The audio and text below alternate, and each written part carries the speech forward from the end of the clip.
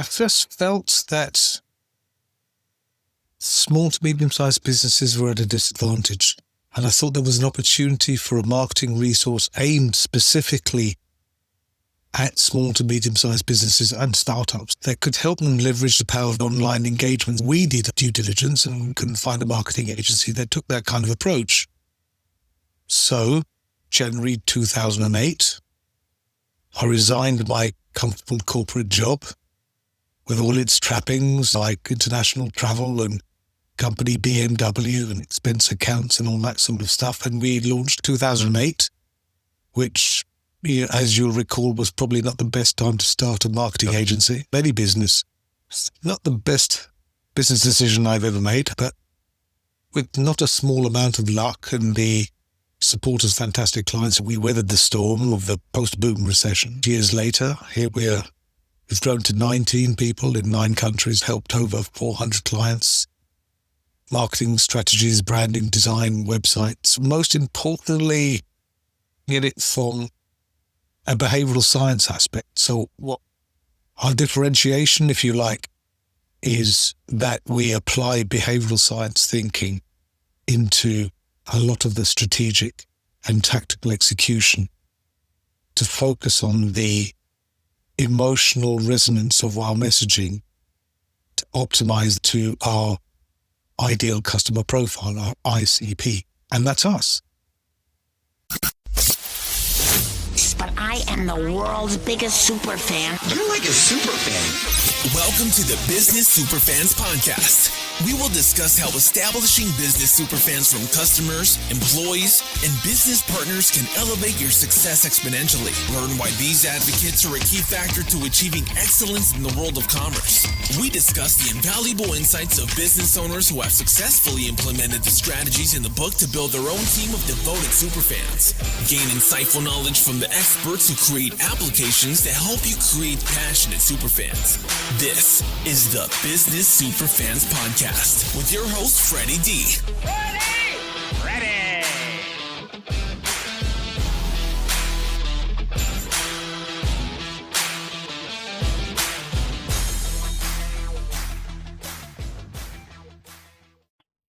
Hey, Superfans, Superstar Freddie D here.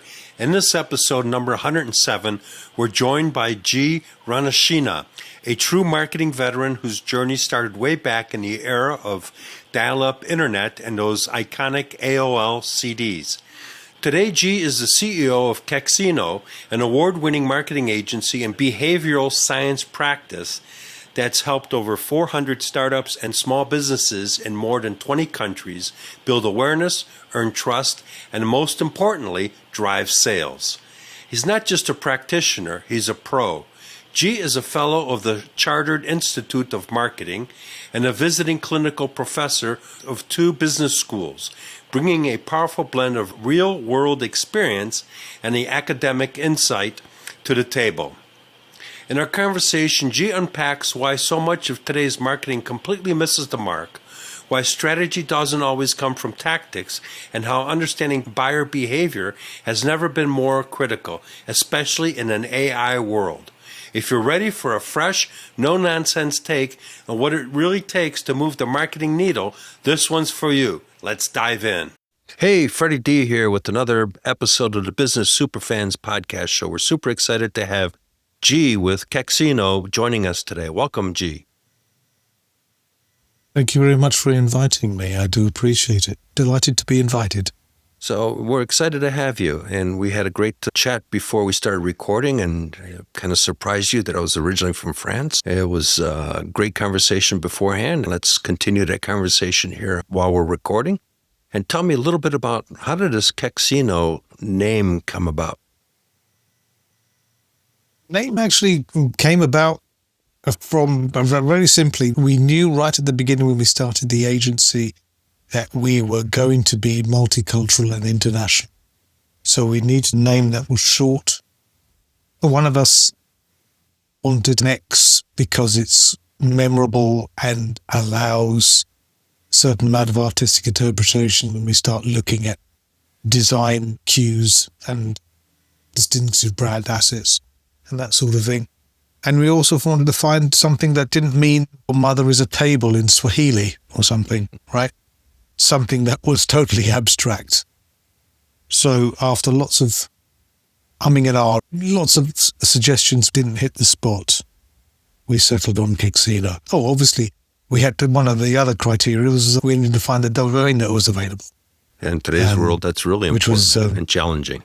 That's really important. And we wanted a .com because, .com's where it's at, isn't it, at the end of the day? If you're settling for a non-TLD that's not a .com, then you wish you had a .com.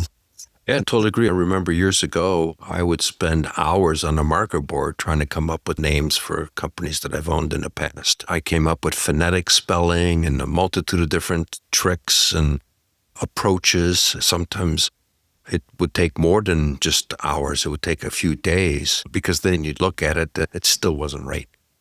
Regrettably, I didn't keep some of those domain names. They're probably worth some money today, but going backwards. So tell us a little bit about your backstory. How did you get started in marketing? And before we started recording, we talked about the good old AOL days for dial-up internet. You and I go back a long way in this space. I actually started in production to be an advertising photographer way back in the days of film. This was before digital image capture. I was primarily a studio photographer using 4x5 and 8x10 sheet film cameras. That's where I started. After some time, we were pretty successful. At the end, there were about 4 of us, and we were turning over, 8-figure revenue. I mean, it was pretty good for a while.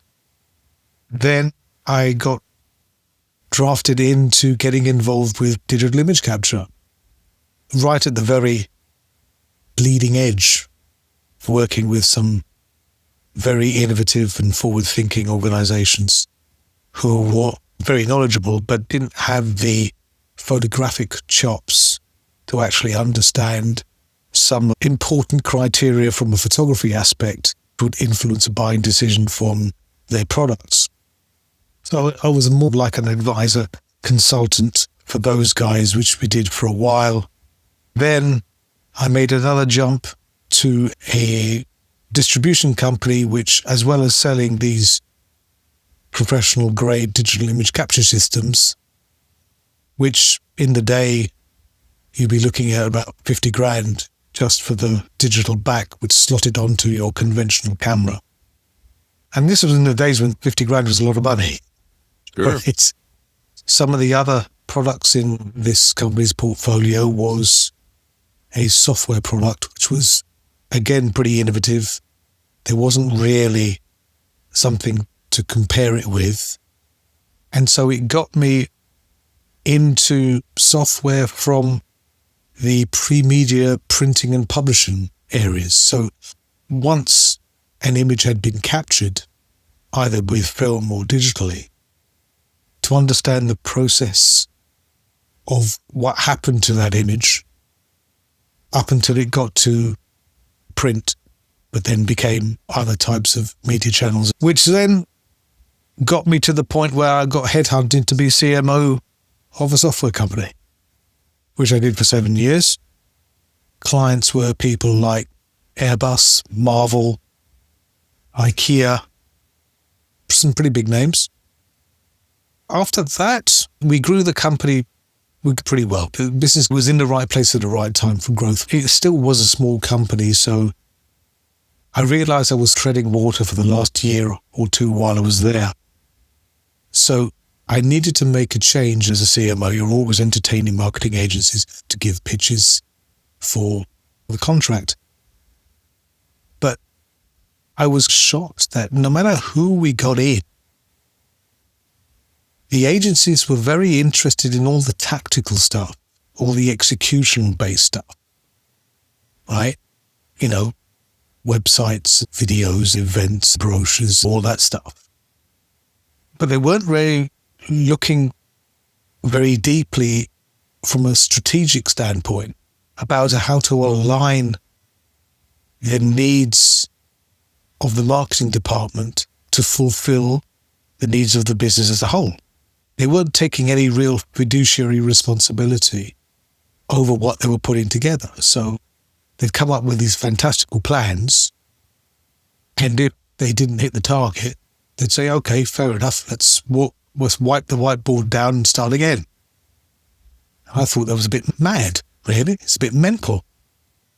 As you'll remember, there was a number of elements that coming together which sort of formed like a perfect storm, right?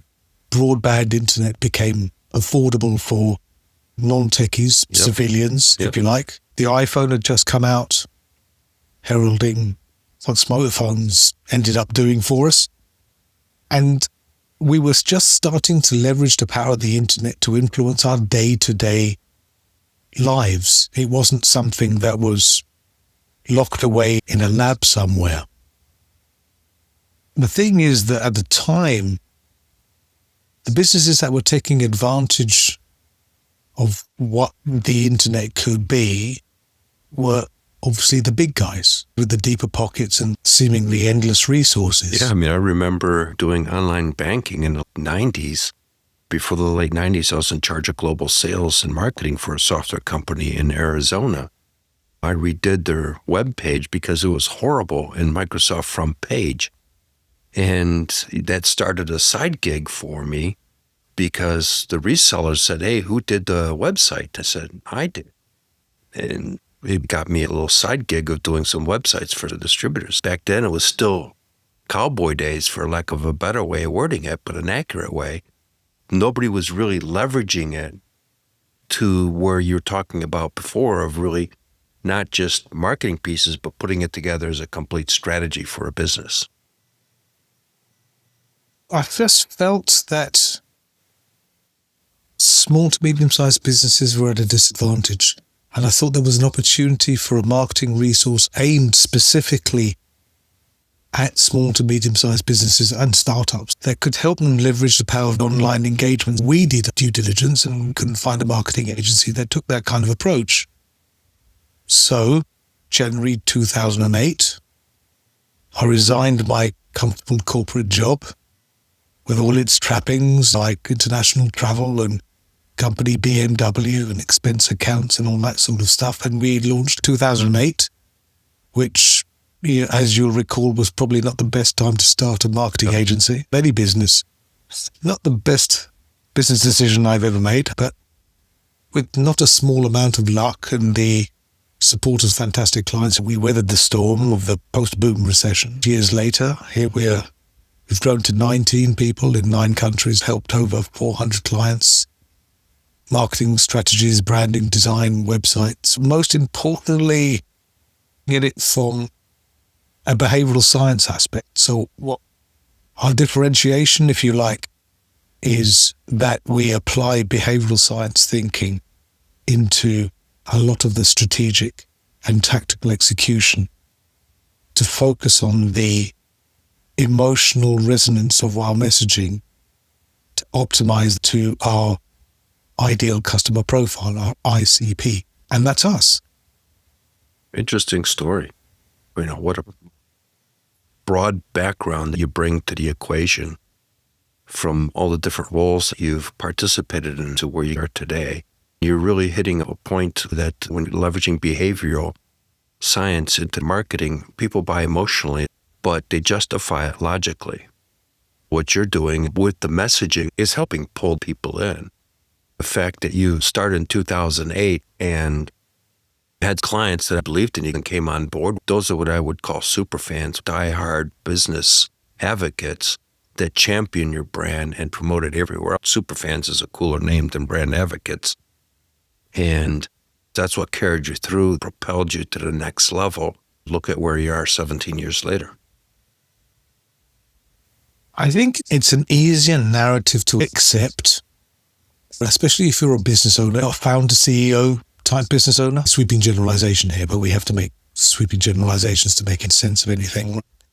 Many founder CEOs have an inherent, I don't know if distrust is the right word, but certainly they are wary of marketing as a core competency for use within the business because of what they have heard for marketing. Maybe they've had their fingers burnt in the past. But also, as marketers, we often don't do ourselves favors. We choose to articulate what we do and how we're effective by using words and phrases which don't really align with people who are not within the marketing world. Marketing 101 is know your audience and adapt your message accordingly. But I don't think we do that very well, because to simplify things to the point where we believe the magic, the skill, competence of our industry is obfuscated to people who are not working within that industry. So we choose to complicate, befuddle, and I don't think that does anybody any good. I can relate. One of the things I did when I took the manufacturing product, I've used a little bit of a different approach. And that was, back then, late 90s, there was no real internet online stuff, so it was a lot of magazines. So I went out and flew out to editors that were looking for content for their publications and would demonstrate and talk about how this technology, I still have the brochures and stuff of the product, but we coined the term machining intelligence back in the late 90s. It was a relational database for milling machines and wire EDMs in the manufacturing space. We got these editors to start writing articles on how this type of technology was transformative. And so I ended up getting a third party that was in the space targeting their audience to write an article, which gave me credibility and gave our product credibility. And that's how I grew that particular product. And to bring that up because of the things you're talking about. Yes, you're absolutely correct. We had talked to different marketing agencies and none of them were really understanding what we were trying to do. I came up with an idea talking to some people, and I'm still friends with one of the marketing guys that we collaborated on. We came up with the machine intelligence name and said, hey, start going to publications and start getting them to endorse the product. And that completely changed the game because we were talking to the audience through a third party that was giving us credibility. It was content marketing before they had a name for it. Yes. Yeah, absolutely. It's a very basic, solid, foundational channel of communication. It's always better to have other people extolling the virtues of your brand than it is for you. Whether that's customers, the industry, you're automatically more likely to trust someone who's perceived as being unbiased. Right. Well, we don't believe what brands tell us anymore. Right. I don't think we ever did. In the old days, we didn't have enough information to debase some of these claims. And now we do. And I think that's another reason why so many businesses are floundering at the moment, because they don't have any more tools in their box and they don't know how to attract and convey the right kind of information tailored to the particular target or buyer in a way that comes across as being real, authentic, genuine, truly informational, educational, maybe even entertaining along the way, who knows? But something that cuts through. And that's the essential part. That's what so much of marketing is missing today. The memorability, the ability for it to be remembered. Yep. What we've done over the last 20 years, which has accelerated over the last 10, 15 years, is we've used technology and software to scale and automate the production of our marketing. Along the way, we've exorcised much of the creativity of the campaigns out of it, to the point where we've got something efficient, low cost, but ineffective. If you look at this year, globally, marketing and advertising industry is set to spend $1.6 trillion, the highest ever. We're spending more and more on marketing and advertising and getting lower and lower results, even though we've got all this marketing technology and tags, customer audience profiles and AI and goodness knows whatever else we've got done. So how can that be? The reason is because the emotional component of any memorable message is either hidden or not there at all. Look at your own experience. If you look at two pieces of marketing from two different businesses who are competitors, especially in the online space, but not solely digital. If you covered up the logo of each one, the actual content could be interchangeable between those two brands. I would totally agree. And that's because if you're a buyer and you're looking for distinctiveness and some kind of differentiation so you can remember the particular brand at the point of purchase, don't forget, 99% of the messaging you see is going to people that aren't ready to buy at that exact moment in time that they're seeing your messaging, right? So we have to rely on being remarkable. Now, by remarkable, I don't mean wow, remarkable. In literal sense, to be remarked upon, to create a narrative in the brain of the potential buyer so that when they are in markets looking to buy, we are one of that limited selection of vendors they think of when they're looking to buy, which is all marketing can ever do. Sure. Yep. So you can think of it as an SEO for your brain.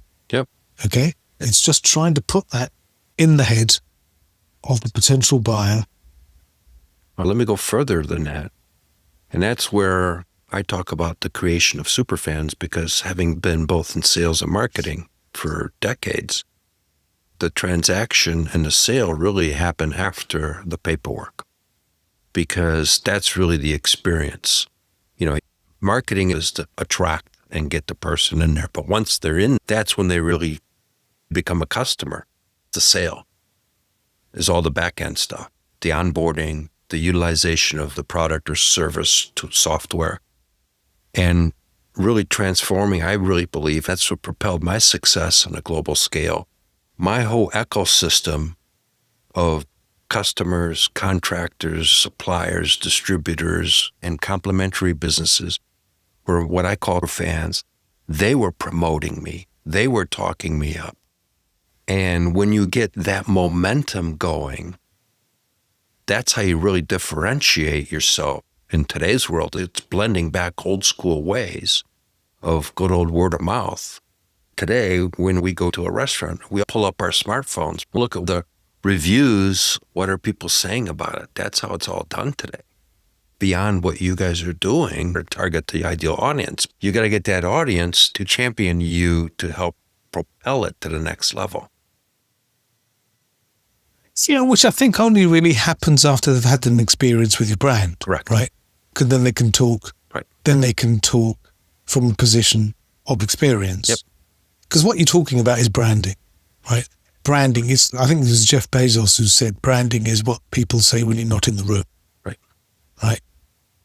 Branding is very important, especially industries where competitors are very closely aligned, and it's difficult to separate the features, advantages, and benefits of one vendor from another.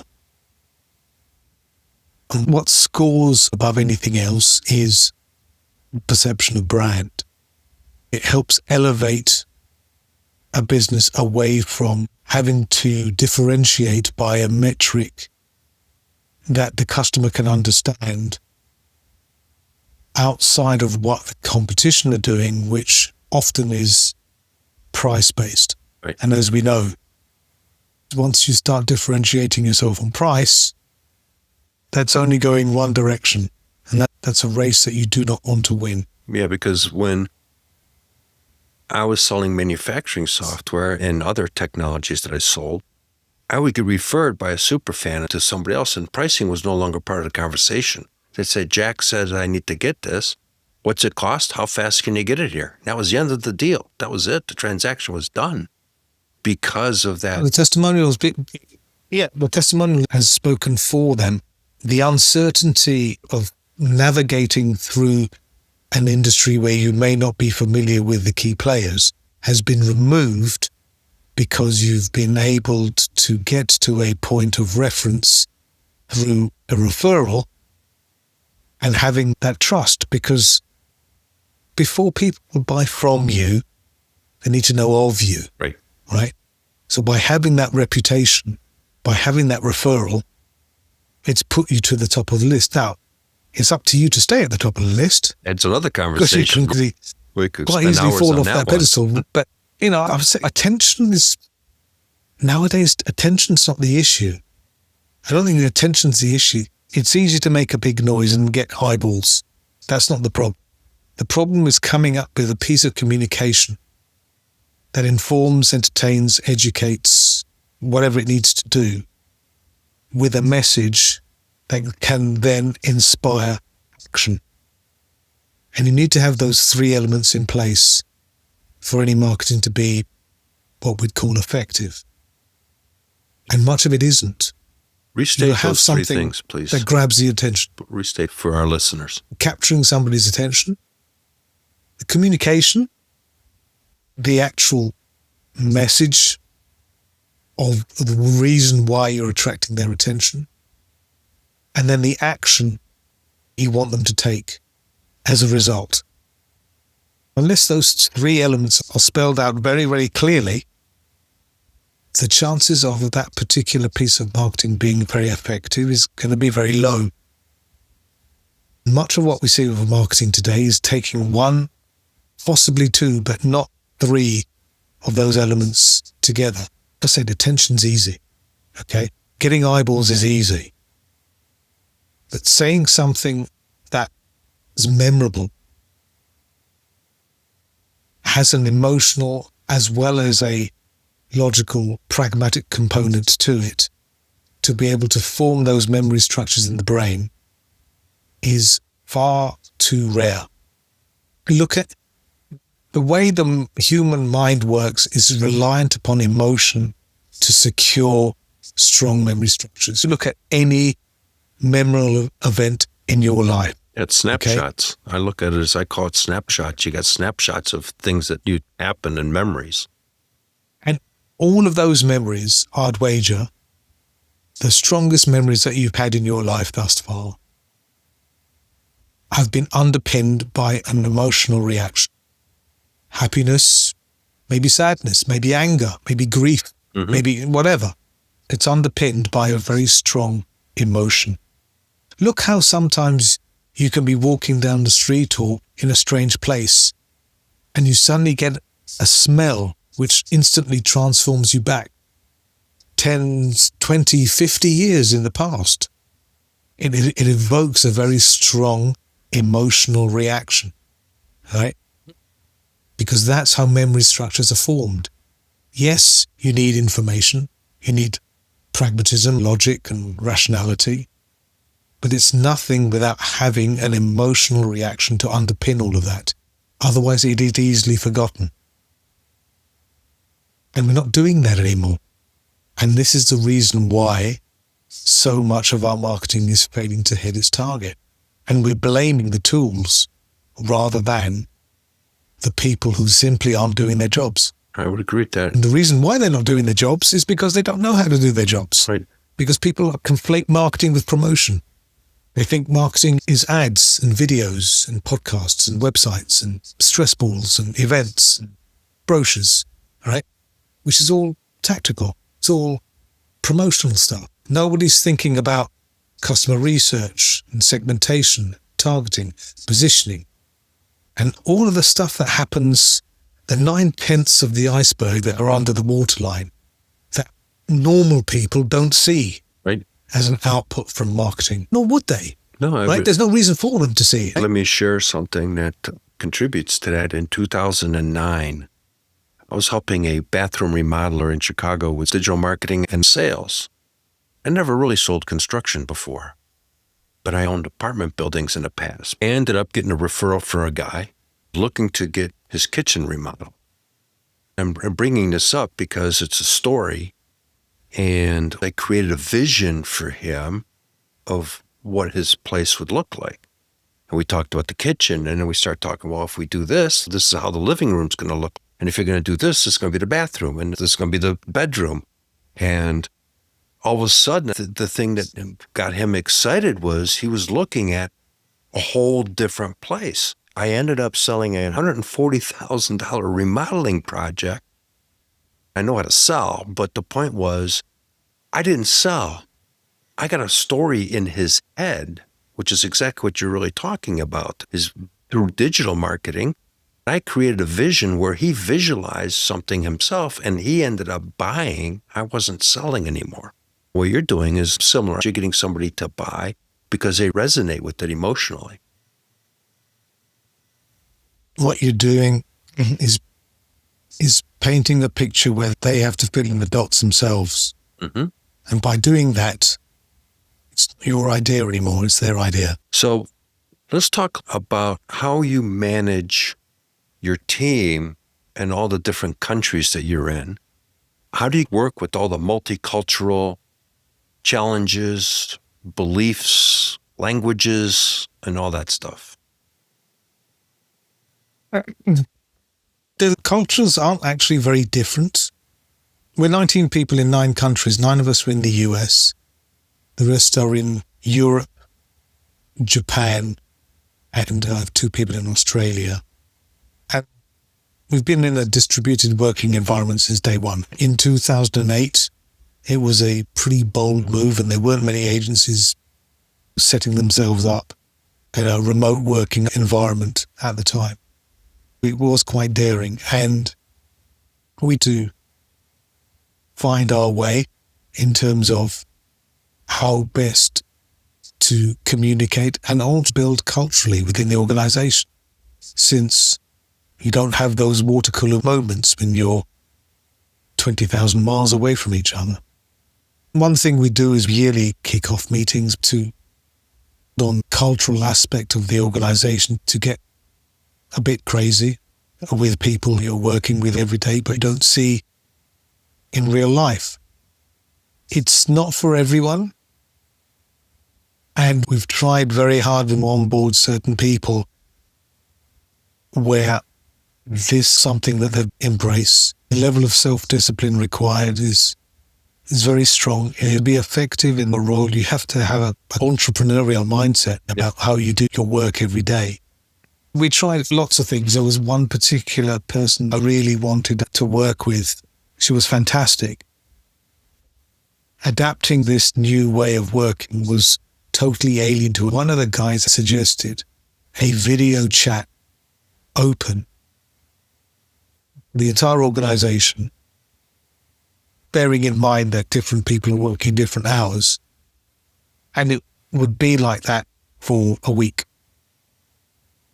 The video chat was on. You saw your peers working or getting up, getting you coffee, whatever, as a proxy for being in a room together. And I think it helped her, but ultimately it just wasn't enough for her. Unfortunately, she left. But it's not for everyone. It also offers a certain amount of freedom, especially when we've got a couple of software developers who are both in the US, don't work conventional US working hours. They do some crazy working hours. But I don't care, right? We work in an agile methodology on sprints. We have deadlines and scopes. You do what you got to do to get to where you got to get to. And as long as it's done when we say it's going to be done, I don't care how we get there. Yep. You want to start work at 4 a.m. and finish at 3, go for it. You want to start at 3 p.m. and finish at 4 a.m, go for it. I don't care. Right. It doesn't really matter. That's the difference between a good leader and a bad leader. A good leader really believes in their team and empowers their team versus someone that dictates and says, no, these are the hours. This is what you got to do. And this is how you get a report. you're not leveraging your people that well. What you're doing is really leveraging people because it's really about the outcome. Like getting out of their way, isn't it? Yep. Letting them do what they need to do and taking away anything that gets in their way. Yep. That's a leader. That's what my job is. Get them out of the way. We've had very, very low staff churn. In 17 years, I think we lost 2 in 17 years. These are people who I've known, apart from 3, even before we started the agency. So these are people who I would trust with my business life. We had a working relationship at a certain point in time. That's carried over. That's not the case for everyone, of course, but you very quickly know whether somebody's going to be a good fit or not by working on a project. The environment and the remote working, it takes some getting used to. But in terms of work ethic, attention to detail and communication and dealing with clients, there's no book to read. Right. There's no training course to take. Correct. Okay? This is something that is implicit within the human being. If you haven't got it, then go off and flip burgers or follow your dream or do whatever you need to do. Those sorts of things can't be taught. I don't think anybody in a marketing role can be as effective a marketer as they could otherwise be if they've never worked in sales. I don't think you can do a good enough job unless you've worked in sales. They're intertwined. Now, They're really intertwined. Even working behind a bar or in a clothes store, right? Doesn't matter. But I think until you can actually understand how the way you speak and present things can influence the outcome of a situation, I don't think you can really apply the level of engagement that you could have otherwise applied potentially in a marketing environment. Don't think it done. I agree with that. So as we come close to the end here, how can people find you? Best place to find me, to be honest, is LinkedIn. That's where I spend most of my time. There's only one Gee Ranasinha on LinkedIn, would you believe? Amazingly. So it's quite easy to find me. I post 2 or 3 times a week, 1-minute videos about the sorts of things that we've been talking about today, or things that have wound me up that week or got me rattled, whatever. LinkedIn is probably the best way to get hold of me. Otherwise, the agency, Kexino, is KEXINO.com. Simple as that. Yep, Notes or absolutely. whatever. We'll have all the information. Right. Sure. So, Gee, it's been a pleasure having you on the Business Superfans podcast. Great conversation. I can tell we could probably spend hours on this subject because we both have a strong background in it, and that makes it fun and engaging. Thank you so much for your time. We look forward to having you on a show down the road. It's been a pleasure. Thank you. Cheers. Hey, Superfans, Superstar Freddie D here. Before we wrap, here's your 3A Playbook Power Move to attract ideal clients, turn them into advocates, and accelerate your business success. Here's the top insight from today's episode. Your marketing doesn't need more tech. It needs more emotion, because only emotional renaissance makes your message unforgettable and action-inspired. So here's your business growth action step. Audit your last 5 marketing messages and rewrite each one to stir a specific emotion that your ideal clients feels before they buy. If today's conversation sparked an idea for you, or you know of a fellow business leader who could benefit, share it with them. Support the show with a donation and grab the full breakdown in the show notes. Let's accelerate together and start creating business superfans who champion your brand. We hope you took away some useful knowledge from today's episode of the Business Superfans podcast. The path to success relies on taking action. So go over to businesssuperfans.com and get your hands on the book if you haven't already. Join the Accelerator community and take that first step in generating a team of passionate supporters for your business. Join us on the next episode as we continue guiding you on your journey to achieve flourishing success in business.